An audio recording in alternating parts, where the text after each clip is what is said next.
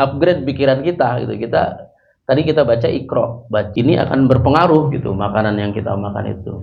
Dan ini juga jadi pikiran kita harus di-upgrade. Karena kalau tidak di-upgrade dia akan downgrade. Itu kan wajib, sedangkan sedekah itu kan sunnah. Agar selalu istiqomah dalam menjalankan kehidupan sehari-hari. Ada kaitannya atau apa? Jadi tubuh kita akan merespon apapun yang kita pikirkan, nggak pedulinya. Itu yang kita harapkan daripada amal-amal ketaatan yang kita lakukan.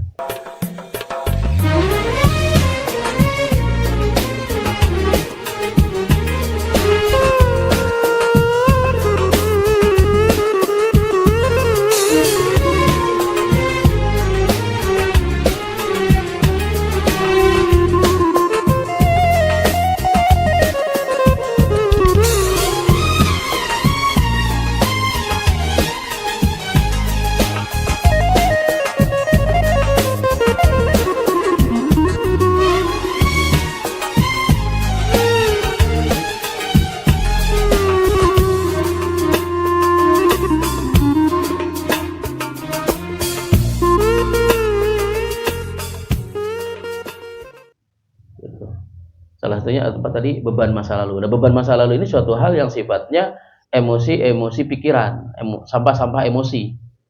Ya, dibilangnya sampah-sampah emosi. Apa sampah emosi itu? Sirik, dengki, dendam, kesel, benci, apalagi ya. Pokoknya hal-hal yang sifatnya negatif kepada orang lain atau kepada diri sendiri, dan itu mengganggu, dibawa-bawa terus gitu ya.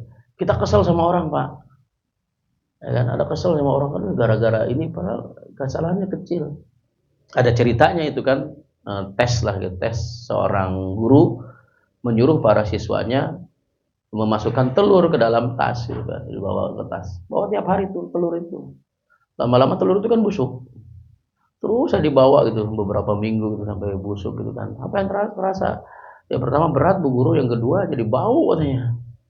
Nah begitulah ketika kalian punya rasa dendam sama orang lain, benci sama orang lain, kalian bawa-bawa terus, dia lama-lama akan membuat tubuh kalian menjadi busuk juga. Seperti itu. Jadi kita bawa-bawa penyakit sorangan. Gitu. Penyakit dijian sorangan, dibawa sorangan, dihakan ke sorangan. Jadi kan kebencian itu kan ibarat kita minum racun tapi ingin orang lain yang mati. Kan begitu. Kita benci sama orang, dendam sama orang gitu kan. Kita minum racun, tapi orang lain kita berharap dia yang mati.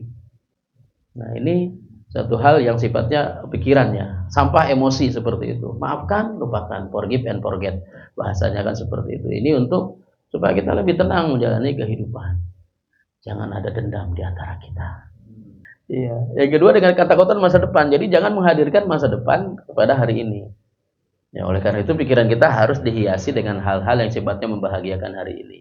Bersyukur atas apapun yang Allah berikan kepada kita hari ini. Kalau kita tidak bisa mendapatkan apa yang kita inginkan, maka kita inginkan apa yang kita dapatkan.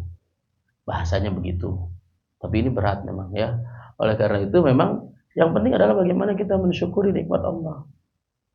Oleh karena itu ayatnya apa di dalam Al-Quran itu untuk supaya bisa mensyukuri? Wala in ta'udu nikmatallahu la tusuha, ya kan? Barang siapa yang menghitung nikmat Allah, maka dia tidak akan mampu untuk menghitungnya. Lupa seperti itu ya? Ayat kan seperti itu, kurang lebih seperti itu. Mohon maaf kalau ada kesalahan, nanti dikoreksi sama Qori. Ya, jadi kalau kita menghitung-hitung nikmat Allah, kita tidak akan mampu menghitungnya. Kadang pertanyaannya seperti ini, Pak. Pernah enggak kita menghitung nikmat Allah? Itu masalahnya. Pernah enggak kita menghitung nikmat Allah? Saya kira belum pernah ya. Nah, nanti coba menghitung nikmat Allah. Bagaimana cara menghitungnya? Tulis nikmat Allah yang Allah berikan kepada kita dari kecil sampai kita hari ini gitu ya. Kita pasti akan meleleh Pak ketika kita membayangkan satu-satu. Dan ketika kita mengundang nikmat Allah itu Pak, bukan hanya kita menulis tapi rasakan juga ketika kita pertama kali mendapatkannya. Jadi rasanya dimunculkan. Itu penting. Umpamanya dulu kita zaman bujangan, pengen kali menikah gitu ya. Setelah menikah, kita kan bahagia banget gitu kan, pertama kali menikah. Ada yang kedua kali, ketiga kali ada. Ya. Ini pertama kali menikah kita punya istri, wah luar biasa kan Pak. Ya, malam pertama aja gitu kan, berapa ronde. Saking bahagianya kan gitu.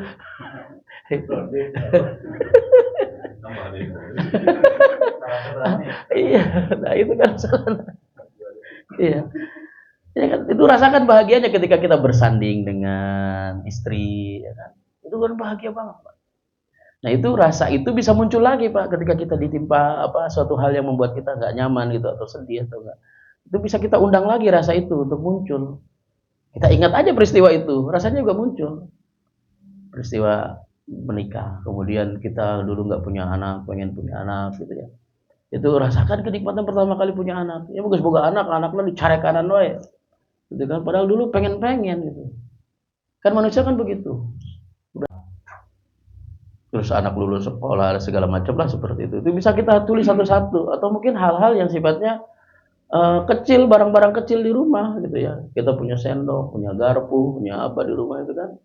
Itu kadang kita nggak pernah menghitungnya. Handphone aja kita udah berapa kali ganti. Kita kan udah lupa edisi pertama, kedua, ketiga. Sekarang udah berapa kali ganti handphone.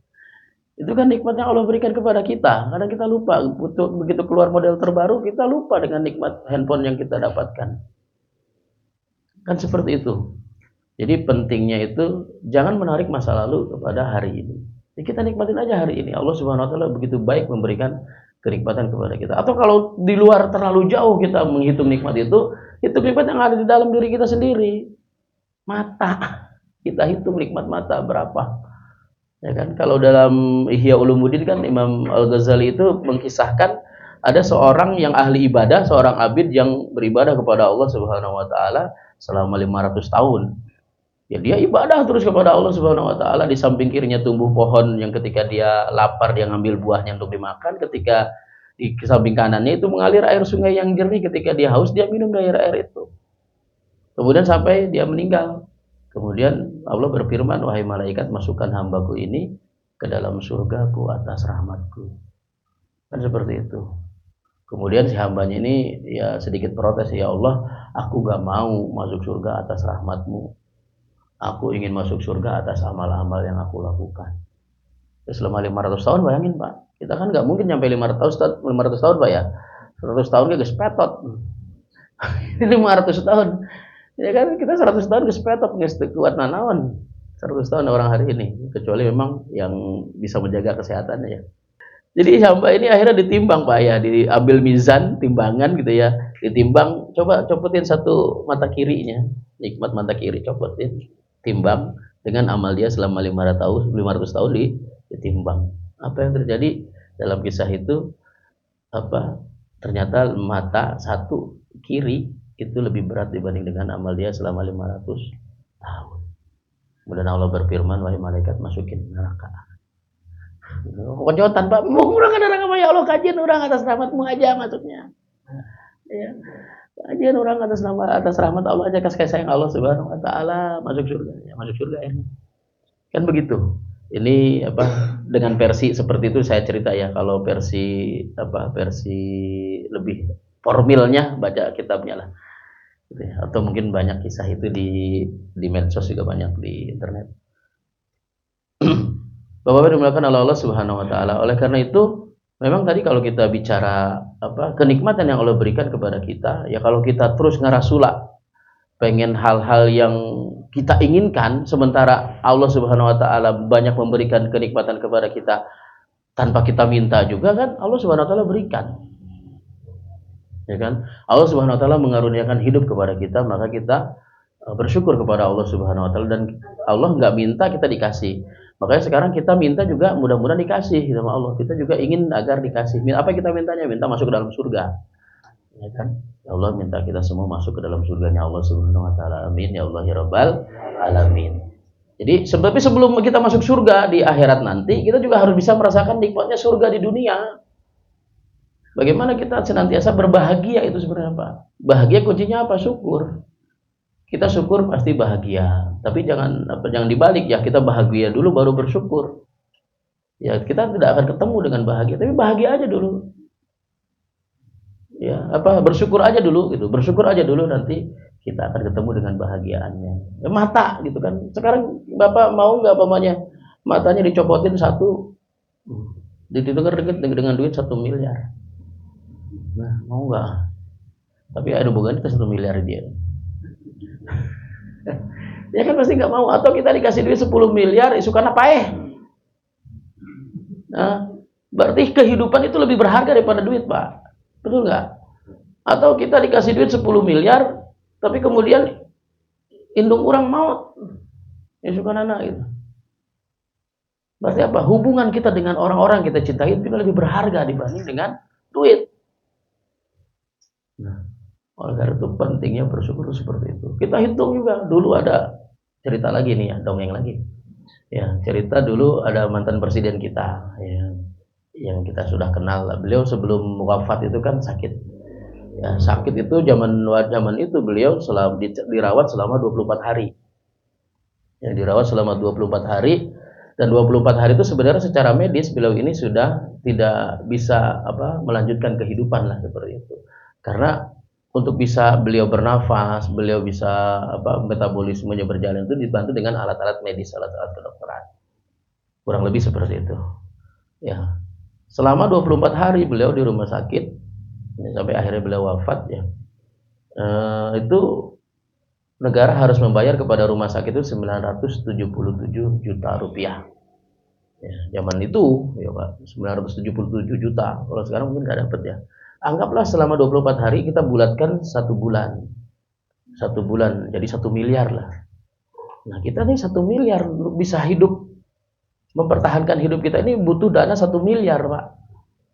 Itu 1 miliar. Sekarang umur kita berapa? 40 tahun umpamanya kan.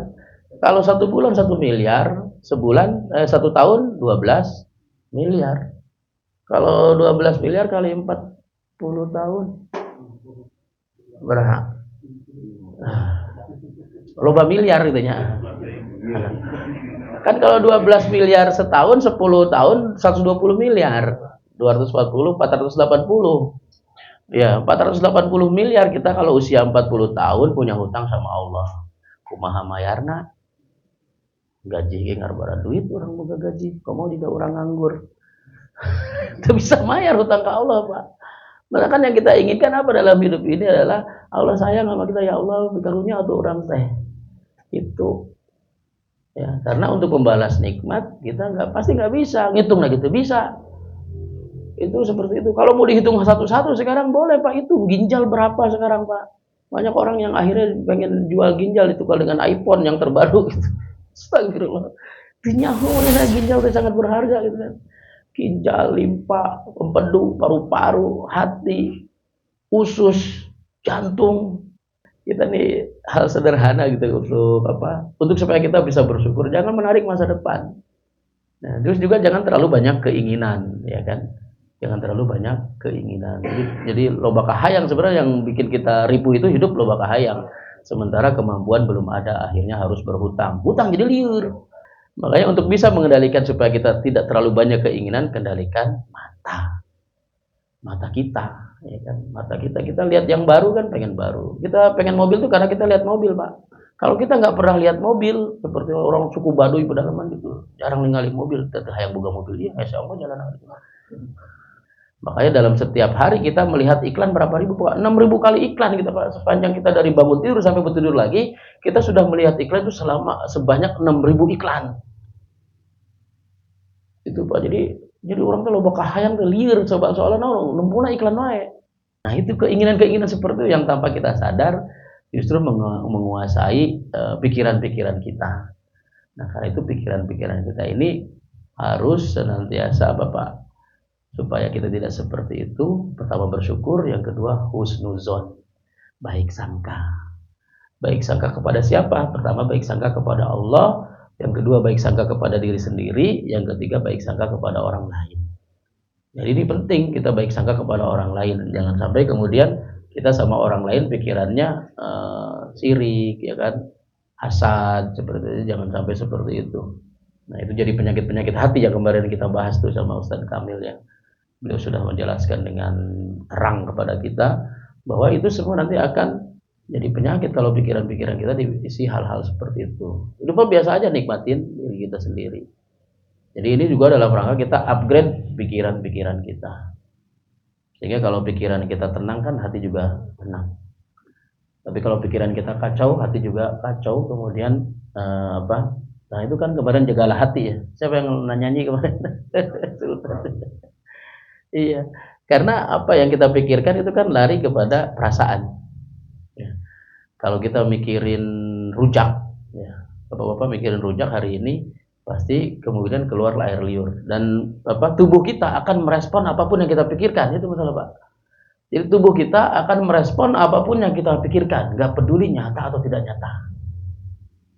Itu yang pentingnya kita juga menjaga pikiran kita. Contohnya apa? Bapak mimpi gitu, mimpi itu apa ya, kita dapat duit segepok gitu ya, udang syaratnya pasti begini dah, nyekel duit gitu kan. Pak mimpi balikin tubuh merespon Pak, atau mimpi udah jurig gitu kan, kita bangun tidur capek ngos-ngosan Pak, padahal di tempat tidur kita nggak lari-lari kok gitu. Jadi hati-hati dengan pikiran. Bahkan orang-orang mengatakan you are what you think, seperti itu. Kamu adalah apa yang kamu pikirkan. Makanya sekarang ada orang bikin seminar atau motivasi kekuatan pikiran. Law of attraction. Nah, itu Pak, kekuatan pikiran kan ada hukumnya namanya law of attraction, hukum tarik menarik. Jadi kita bisa menarik apapun yang kita inginkan, katanya begitu. Kemudian ada lagi magnet rezeki. Kita bisa dimagnet rezeki. Ya, rezeki kita sudah atur sama Allah. Kita udah mikir pengen anu Allah sama. Jadi kita jangan menuhankan cara, jangan menuhankan pikiran, tapi kita menuhankan Allah Subhanahu wa taala. Kemarin kita ketemu dengan seorang pengusaha, dia bangkrut gitu ya. Kemudian dia tahu caranya bagaimana supaya bisa bangkit lagi. Dia banyak sedekah, berbakti kepada orang tua, banyak sholat tahajud, sholat duha. Itu udah bisa, akhirnya bangkit dia lagi kan. Sedekah kepada yatim. Kemudian dia bangkrut lagi. Wah, udah tahu solusinya. Sedekah, berbakti sama orang tua. Naik cina. Geling beda aja kamari. Akhirnya dia berpikir, jadi jangan menuhankan cara, kita hanya menuhankan Allah. Ya, Allah berkehendak seperti itu. Ini supaya kita tidak menuhankan cara, kita menuhankan Allah. Atau kita juga menuhankan cara itu salah satunya kita ingin balasan atas kebaikan yang Allah kita berikan kepada orang lain. Sementara mungkin kata Allah, ya dalam Al-Quran jaza'ul ihsan ila ihsan. Allah berikan balasan kebaikan itu kebaikan lagi. Tapi kebaikan di sini ulama tafsir mengatakan bukan hanya kebaikan di dunia tapi di akhirat. Ketika di dunia ini belum tentu juga kebaikan yang akan kita dapatkan. Bisa jadi orang yang kita baikin justru malah jahat sama kita. Ya kan? Tidak banyak, tidak sedikit lah, tidak banyak. Tidak banyak atau tidak sedikit sama aja ya. Tidak banyak atau tidak sedikit gitu orang yang tadinya teman baik gitu, dia udah bantu temennya segala macam bikin bisnis berdua, akhirnya pecah kongsi kok. Ya kan? Saling sikut, saling tipu gitu seperti itu. Ada nggak seperti itu, Pak? Karena apa? Mungkin salah satu penyebabnya kita terlalu menuhankan cara. Ya Allah Subhanahu wa taala Maha berkehendak atas semuanya, oke udah kita pasrahkan aja kepada Allah. Adapun cara-cara itu kita lakukan, niat ibadah itu karena Allah, bukan karena kita sholat duha karena pengen duit gitu ya. Kita materialistis sekali. Ya walaupun ya. Jadi pikiran kita harus di-upgrade. Karena kalau tidak di-upgrade dia akan downgrade. Seperti itu. Kalau tidak di-upgrade dia akan downgrade. Bagaimana upgrade-nya? Alhamdulillah nih ada majelis ya kan. Setiap minggu sekali kita di-upgrade seperti ini. Ya lihat kita lihat selama seminggu kita menghadapi kehidupan rudet, mumet, ruwet seperti itu, ya kita ya bisa seri lah di dia seletik gitu kan. Dan silaturahmi itu minimal kita bisa ngabang berangken pikiran, ya kan. Salah satu tanda orang mulai gila itu Pak, ketika dia sudah mulai nggak mau ketemu dengan orang, ya kan.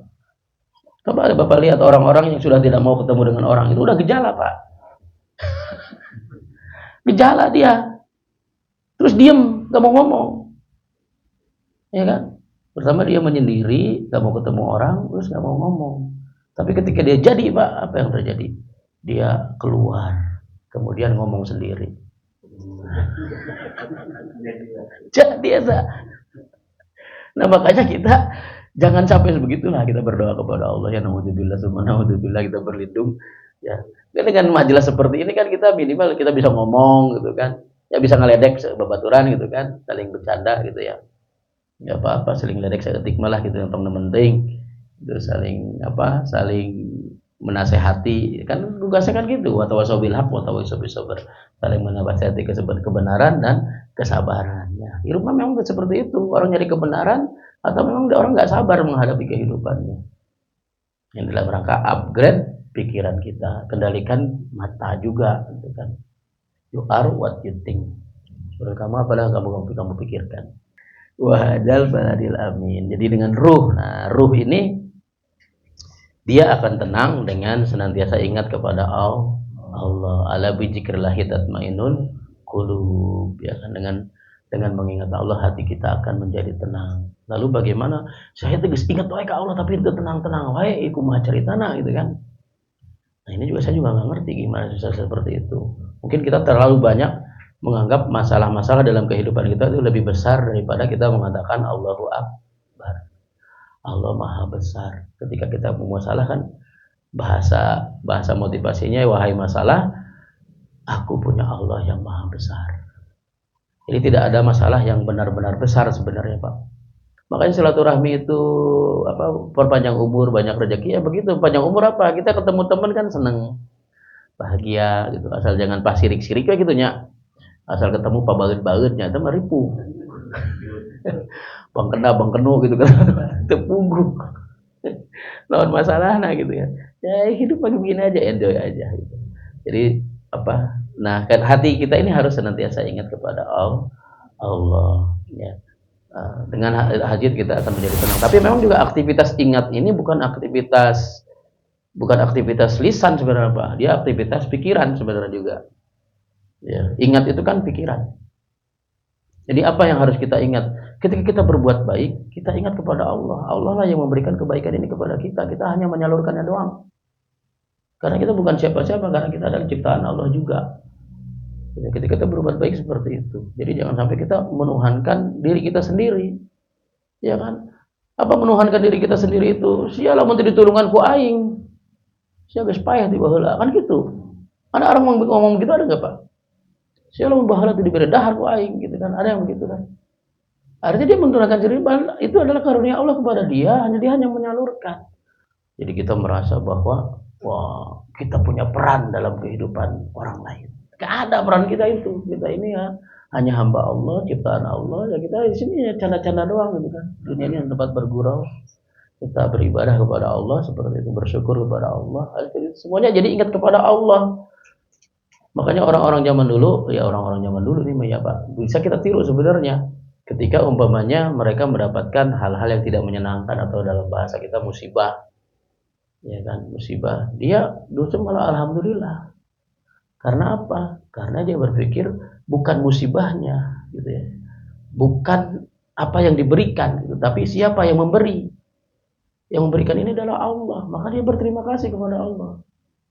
Dalam pandangan Allah tidak ada kebaikan, tidak ada keburukan. Dalam pandangan kita ada kebaikan dan keburukan kan? Semuanya adalah diberikan oleh Allah Subhanahu Wa Taala. Ada ujian, ada tantangan, hambatan, gangguan, ancaman seperti itu. Atau ada nikmat, karunia, kekayaan, itu semuanya dari Allah Subhanahu Wa Taala yang memberikan. Ini memang perlu perjalanan ruhiyah yang tinggi ya. Kita juga mungkin belum sampai kepada itu. Ketika kita ditimpa penyakit, alhamdulillah ya Allah orang tegeri. Angger ya Allah marurum.